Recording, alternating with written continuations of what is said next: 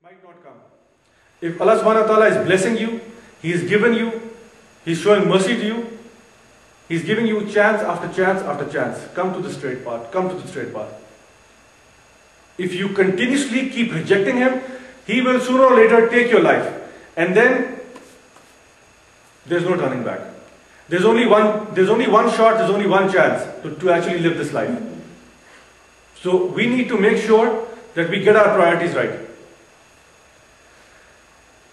There is a hadith of the Holy Prophet from Tirmidhi where he mentions that verily this dunya is cursed and all that is in it is cursed. Now this hadith has two parts, but even if you just stop and pause at the first part, it is really something heavy and deep. This dunya is cursed, full stop. And all that is in it is cursed, full stop. If you just leave it there, you find the value of this dunya. It is cursed. Cursed by Allah subhanahu wa ta'ala. And what is something that is cursed? Where all the rahmah and the barakah of Allah subhanahu wa ta'ala, His mercy has been taken away from it. So this dunya and everything in it is cursed. The hadith carries on to say, except the remembrance of Allah. That is not cursed. And all that is associated to the remembrance of Allah. That is not cursed either. The scholar of religion, he is not cursed. And the student of knowledge, he or she is also not cursed. So there are four things that are not cursed. Everything else in this dunya is cursed. There is no barakah or rahmah of Allah subhanahu wa ta'ala in it. You may try to acquire it, it will not give you blessings, it will not bring blessings in your house. Now when we talk about the remembrance of Allah, which is something that is not cursed, remembrance of Allah is not sitting in a dark room and chanting the names of Allah. There are many different forms to remember Allah subhanahu wa ta'ala. Doing what is right, what has been recommended by Allah subhanahu wa ta'ala is also remembrance of Allah. Staying away from the haram, as soon as you see it, you realize Allah subhanahu wa ta'ala will not be pleased if I indulge in it. That's also remembrance of Allah subhanahu wa ta'ala. Working hard and to achieve an honest living, to support your family, is also remembrance of Allah. Because you know your family has rights over you and you have rights over them. And you are trying to fulfill those rights. So even that comes under the remembrance of Allah subhanahu wa ta'ala, because you are doing it for Allah subhanahu wa ta'ala. Whatever good deeds I do, I don't do because I want to show off.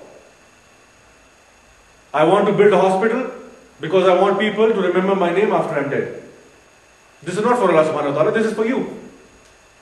Yes, if you build a school or a university or a mosque or any charitable organization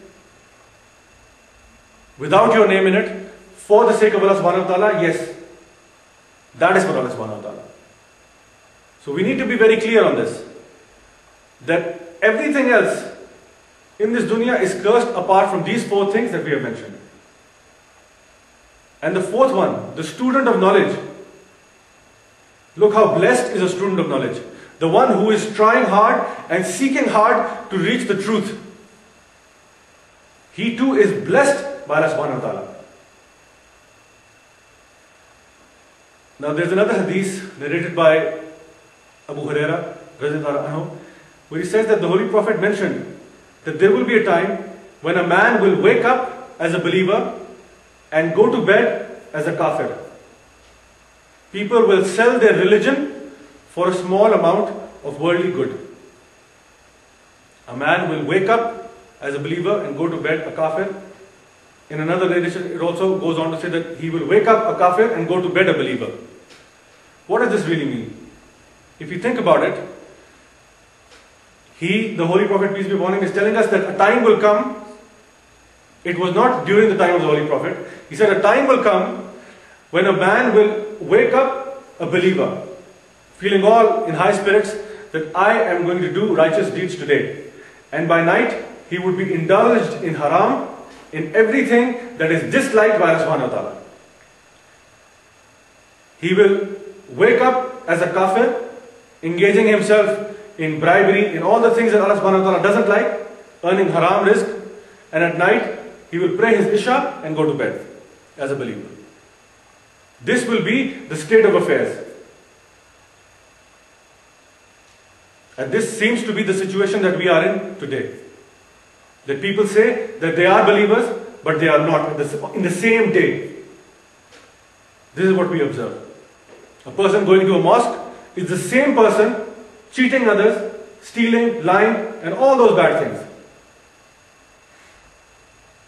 He further mentioned in the same hadith that people will sell their religion for a small amount of worldly good. They will sell their religion. They will trade it for a cheap bargain. They will sell rubies for rubbish. They will sell gold for garbage. This is the ignorance that mankind will reach.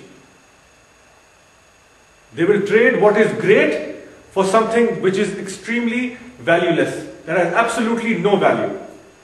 They will be buying garbage and selling the most precious things that Allah subhanahu wa ta'ala has saved for them. They will sell their deen, they will sell their religion. Allah subhanahu wa ta'ala has mentioned in Surah Al-Baqarah chapter 2 verse 86 that those are they who have bought the life of this world at the price of the hereafter. In the same surah, Allah Ta'ala mentions in Surah Al-Baqarah chapter 2 verse 175, those are they who have purchased error or misguidance at the price of guidance, and torment at the price of forgiveness.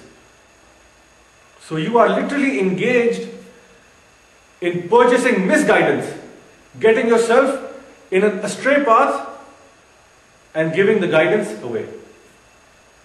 This is the state that mankind will reach. Imagine that you are studying for an exam, a very difficult and tough exam, for which you need to work really hard, you need to go through a lot of books, read a lot of lecture notes, and then you will end up preparing for that exam.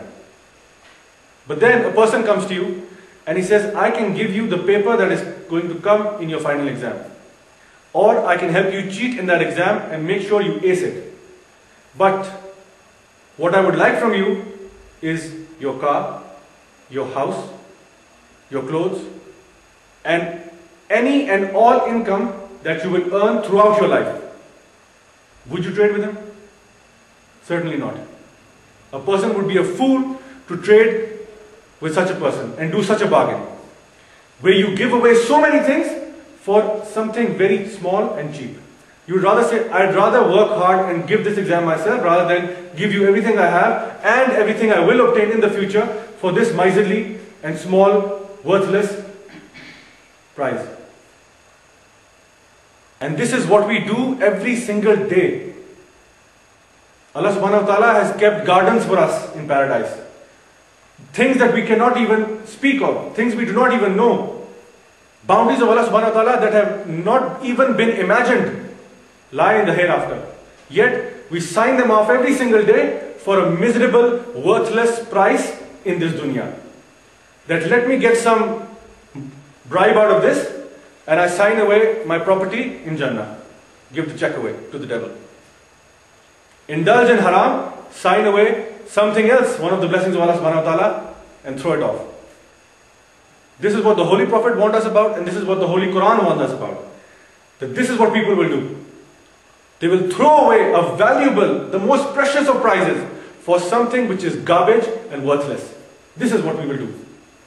And if you take a step back and look at your lives, then you will understand what we are doing. And it will give us a chance to correct ourselves, to stay away from this.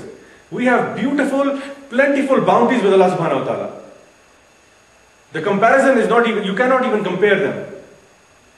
And yet we give them away. Because we do not believe in the unseen. Because what we see through our senses, we think this is reality. But what is unseen, out of sight, out of mind.